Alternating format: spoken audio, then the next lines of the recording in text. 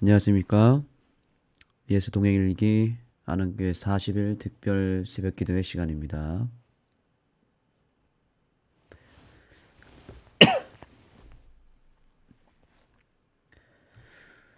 오늘은 제11차 예수 안에 거하기라는 주제로 하나님 말씀을 나누도록 하겠습니다.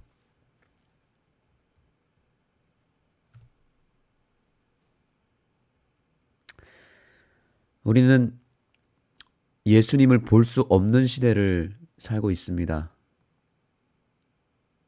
그러나 예수님과 인격적인 만남은 가능합니다. 예수님을 눈으로 볼 수 없지만 우리는 마음으로 볼 수 있습니다. 귀로 들을 수 없지만 마음으로 들을 수 있습니다. 눈으로 보거나 귀로 듣거나 손으로 만질 수는 없지만 반드시 존재하는 것들이 있죠.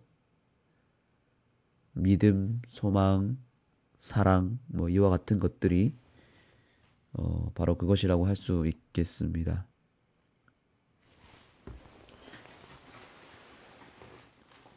우리가 예수님을 보고 듣고 만질 수 있는 것은 오로지 마음으로만 가능한 것입니다.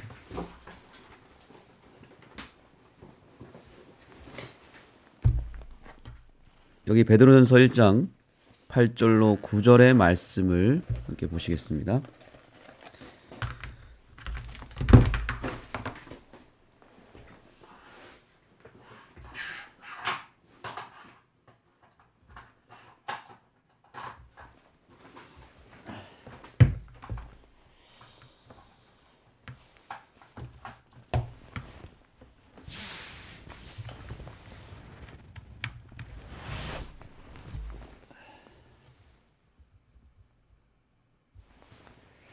베드로전서 1장 8절입니다. 예수를 너희가 보지 못하였으나 사랑하는도다.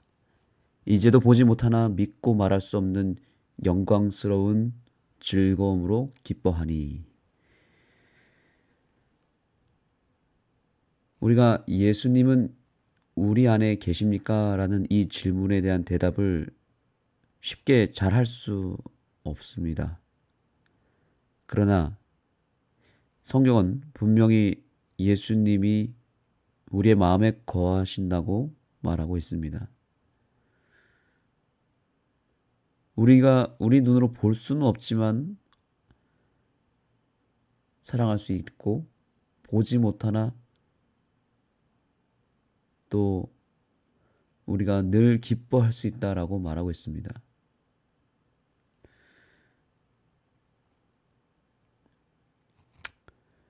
문제는 우리가 그러한 예수님을 느끼지 못하고 있는 게 문제이겠죠? 우리가 깨닫지 못하고 인식하지 못하고 있는 것이 문제입니다. 내 안에 이미 계신 예수님을 느끼는 것이 신앙의 목적이며 큰 기쁨입니다. 우리는 신앙의 새로운 경지로 향해야 합니다.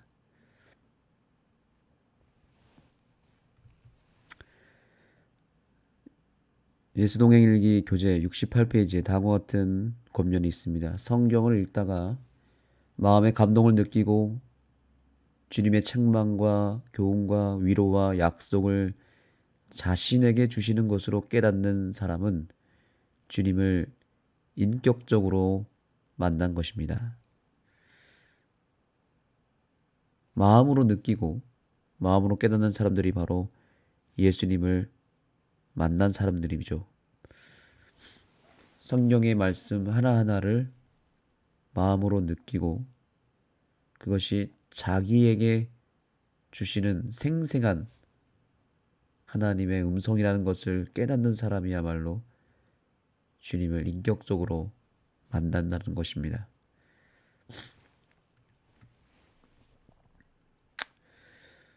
예수님께서 승천하실 때에 걱정하신 것이 있었습니다. 그것은 예수님이 승천하시고 나서 더 이상 예수님을 볼 수도 없고 따를 수도 없는 상황이 닥치게 되면 예수님보다는 예수님이 남기고 가신 명령을 잘 지키는 데 노력할 것을 걱정하셨습니다. 그래서 제자들 입장에서는 그저 예수님이 나를 따르라, 그리고 내가 말한 명령을 잘 지켜라, 나는 저기 멀리 하늘에 승천해서 성소에, 하늘 성전 보좌에 있기 때문에 너희들이 나를 더 이상 만날 수 없고, 그렇기 때문에 나와 멀리 떨어져 있는 상황에서는 너희가 할 수 있는 것은 그저 나의 명령을 잘 지키는 것이다 라고 그렇게 말씀을 하시고 올라가셨으면 차라리 큰 걱정 없이 열심히 그 명령을 따르는 일을 했을 텐데, 예수님은 그렇게 하지 않았습니다. 그리고 예수님께서는 전혀 예상 밖의 말씀을 하셨습니다. 바로 이런 말씀을 하셨습니다. 내 안에 거하라, 나도 너희 안에 거하리라. 가지가 포도나무에 붙어 있지 아니하면 스스로 열매를 맺을 수 없음 같이 너희도 내 안에 있지 아니하면 그러하리라. 나는 포도나무요 너희는 가지라. 그가 내 안에 내가 그 안에 거하면 사람이 열매를 많이 맺나니 나를 떠나서는 너희가 아무것도 할 수 없음이라. 그 당시 제자들이나 오늘날의 그리스도인들이나 동일한 원리 속에 우리가 있습니다. 우리가 정말로 해야 될 일은 그분의 명령을 지키려고 하는 것이 아니라 그분 안에 거하는 것입니다. 나와 아주 가까이 계시는 예수님을 두고 우리가 다른 것을 붙잡거나 바라보는 것은 가장 큰 특권을 놓치는 것입니다. 주님께서는 이러한 말씀을 통해서 우리에게 거하시는 예수님으로 말하고 있습니다. 멀리 떨어져 계시는 분이 아니라, 저기 지성소에 갇혀 계시는 분이 아니라 우리 안에 들어오셔서 우리 안에서 역사하시는 분으로 말씀하시면서 정말 의미심장한 말을 하신 것입니다. 너희가 가지기 때문에 포도나무인 나에게 붙어 있지 아니하면 스스로 열매를 맺을 수 없다라고 말씀하셨습니다. 아무리 예수님의 말씀을 우리가 잘 읽고 묵상하고 그 말씀을 따르기 위해서 순종한다 할지라도 예수님과 친밀한 교제를 갖지 아니하면 열매를 맺을 수 없는 것을 우리는 기억해야 됩니다. 예수님이 저 멀리 떨어져 계신 분이라고 생각하는 순간 우리의 신앙은 더 이상 흥미가 없어지고 또 감동이 없어지고 또 열매도 사라지게 되는 것입니다. 그러나 예수님은 우리의 마음에 거하시는 분이십니다. 정말로 이 사실을 체감해야 됩니다. 저 멀리 성소에만 계신다고 생각할 때에는 당연히 어떤 현상이 나타나냐면, 그래, 우리가 예수님과는 지금 떨어져 있으니까 예수님 만날 때까지, 재림하는 그날까지는 그냥 열심히 그분의 명령을 지키고 우리가 율법을 잘 순종하며 지내야 된다라고 갈 수밖에 없습니다. 그래서 오늘날 수많은 그리스도인들이 그저 예수님의 재림만을 기다리면서 율법을 준수하고 그저 내 스스로 명령을 따르는 일에 최선을 다하고 있는 것입니다. 우리가 예수님의 재림을 기다리는 것은 참 중요한 것인데, 예수님은 뭐라고 말씀하셨습니까? 이미 나는 너희 안에 거하고 있다. 이미 나는 너희 속에 임했다라고 말하고 있는데, 그 예수님은 잠깐 우리가 멀리하고 저 멀리 계신 예수님을 찾고 계시고 또 저 멀리 계신 예수님이 재림하는 것을 기다리고 있는 것입니다. 예수님 재림의 날에 구원받을 백성들은 어떤 특징을 가지고 있을까요? 예수님 재림 전에 먼저 우리 마음에 재림하신 예수님을 만나는 사람들입니다. 다시 강조하겠습니다. 진정으로 예수님의 재림을 기다리는 재림 성도는 어떤 사람이 되어야 되는가? 예수님이 실제로 이 땅에 오시기 전에 먼저 예수님이 우리 마음에 거하는 백성들입니다. 우리의 마음에 먼저 재림하시고 그 다음에 이 땅에 재림하시는 것입니다. 이미 우리 마음에 재림하신 예수님을 먼저 만나는 일, 그것을 먼저 하라는 것입니다. 그래서 예수님이 승천하시기 전에 이 말씀을 하신 것입니다. 내가 너희 안에 거하리라. 그리하면 내가 너희 안에, 너희가 내 안에 거하게 되면 열매를 저절로 맺나니라고 말씀하고 계시고, 나를 떠나서는 너희가 아무것도 할 수 없음이라고 말씀하신 것입니다. 진정한 성소는 어딘가요? 공간 성소가 아니라 우리 마음에 만들어 놓으신 예수님의 성소가 진짜 성소입니다. 그래서 우리의 마음에 성령이 거하는 전으로 성경은 말하고 있고, 우리의 마음에 예수님이 거하시는 것이 바로 지성소입니다. 우리 마음이 지성소이기 때문에 그 지성소 안에 계신 예수님을 찾아야지 멀리 계신 예수님을 찾아서는 안 되는 것입니다. 그것도 사실이지만 우리 마음의 지성소에 거하시는 예수님도 사실적으로 계시는 것입니다. 그래서 가까이 계신 예수님을 먼저 찾으라는 것이죠.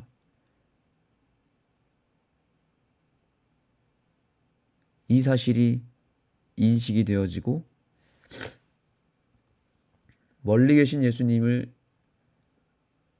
찾기 전에 내 안에 계신 예수님을 찾기 시작할 때 우리는 드디어 율법주의로부터 벗어나게 되고 우리 스스로의 행위를 의지하지 않게 되고 드디어 진정한 신앙의 경지로 들어가게 되는 것입니다. 진정한 예수님과의 동행이 시작되는 것입니다. 우리 재림교회에 바로 이러한 개혁이 일어나야 될 줄 믿습니다. 기도하시겠습니다. 하나님, 오늘도 우리에게 예수님께서 만나주시기 위하여 우리 마음에 거하여 주셨음을 확인할 수 있는 말씀을 주셔서 감사합니다. 예수님께서 이 세상을 떠나 승천하시기 전에 하신 말씀, 내 안에 거하라, 나도 너희 안에 거하리라 라고 말씀하신 그 말씀을 기억하게 주셔서 감사합니다. 또한 주님께서는 마지막 명령으로 너희는 모든 족속으로 제자를 삼으라고 말씀하시면서도 마지막에 하신 말씀은 내가 세상 끝날까지 너희와 함께하리라고 말씀하셨습니다. 그것이 분명한 사실이기 때문에, 그렇게 실제로 함께해 주실 것을 알았기 때문에 말씀하신 주님의 그 명령을 우리가 그동안 쉽게 간과했습니다. 저희를 용서하여 주시고 이제라도 우리 곁에 계시고, 아니 우리 안에 계신 예수님을 찾고 만날 수 있는 우리의 삶이 되게 하여 주시옵소서. 멀리 계신 예수님, 그 예수님이 내 안에 이미 들어와 계셨고 앞으로 이 땅에 재림하실 그 예수님이 먼저 우리의 마음에 재림하셨음을 기억할 수 있는 이 아침이 되게 하여 주시옵소서. 예수님의 이름으로 간절히 기도드립니다.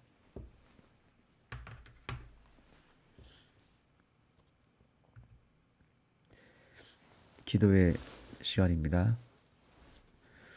이제 어제부터 본격적으로 예수동행 일기 훈련이 시작되었습니다.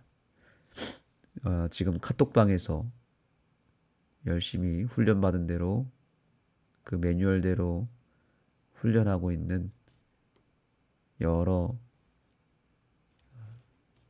신청한 주님의 제자들이 있습니다. 그리고 우리 아름교회 새벽 기도를 매일 참여하면서 또 예수동행 일기 책을 이미 사셔서 개인적으로 하시는 분들도 계십니다. 이 일을 위하여 실천하고 있는 모든 제자들에게 놀라운 변화가 일어나기를 기도하시고, 또한 이 시간 새벽 기도를 참여하며 하나님 말씀에 순종하기 위하여 예수님의 동행을 위하여 기도하며 실천하는 모든 분들에게 놀라운 변화가 일어날 수 있도록 나 자신의 변화와 또 함께하는 자들의 변화를 위하여 기도해 주시기 바랍니다. 하나님교회 헌당 예배를 위해서 기도해 주시고, 또 특별히 홍보와 순서 일정을 정하는 일에 성령님이 함께 하시도록 기도해 주시기 바랍니다. 세 번째로, 요새 교회 안에서 여러 가지 사건과 사고가 일어나고 있습니다. 교통사고가 일어나고 있고, 또 여러 가지 또 교회 안에서 또 참 어려운 일들이 여러 곳에서 일어나고 있음을 듣게 됩니다. 우리가 그러한 좋지 못한 소식과 또 안 좋은 소문을 들을 때 우리의 마음에 낙담이 생기고 실망감이 생기겠죠. 그러나 그것은 또한 사단의 전략입니다. 그래서 우리 교회를 자꾸 공격하게 만드는 그 일들을 우리가 바라보며 기도하는 일에만 집중하셔야 됩니다. 그것이 비난과 어떤 또 다른 실망으로 가는 것이 아니라, 마지막 때로 갈수록 하나님이 이 마지막 교회를 지키시고 계시지만 또한 사단도 크게 역사하고 있구나, 이렇게 생각하면서 경각심을 가져야 되지 낙심하셔서는 안 됩니다. 현재 여러 교회 안에 있는 사건 사고로 낙심하고 있는 백성들을 위하여 기도해 주시기 바랍니다. 우리 교회 현재 이른 양인 박형근 성도님을 위해서 기도해 주시기 바랍니다. 최근에 또 교통사고로 현재 병원에 입원해 있는데 크게 다치지는 않았지만, 그러나 정말 하마터면 큰 사고로 이어질 뻔했는데요. 우리 박형근 성도님을 위해서 기도해 주시기 바랍니다.